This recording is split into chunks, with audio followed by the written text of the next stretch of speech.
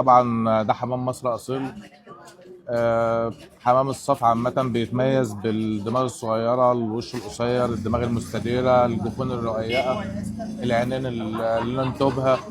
الحمام طبعا المفروض يبقى طويل، بس طبعا الحمام دلوقتي داخل في وقت فرخ، فاحنا قصين الحمام ده بيبقى معدي ال 32 سم ل 34 سم.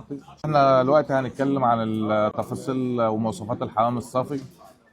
الحمام الصافي اهم حاجه فيه ان تبقى دماغه سليمه، لان الدماغ الواحده عليها 25 درجه، فلو الدماغ مش مظبوطه يبقى الفرد الصافي تقريبا خسر ربع درجاته.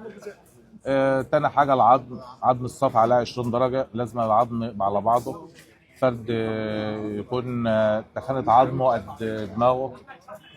العظم ده برضو عليه 20 درجة، فلازم يعني العظم يبقى راكب على بعضه عشان ما نخسرش ال 20 درجة بتوعه. لازم نجفن الفرد الصافي يبقى رقيق رقيق، والعين تاخد درجة من درجات التوب، لأن العين والجفن برضو عليهم 20 درجة. فيعتبر الصافي من أكتر الدرجات اللي موجودة، أو أكبر درجات موجودة في الرأس. نيجي على صحة الفرد وصندوق الفرد وطول الفرد ووقفة الفرد.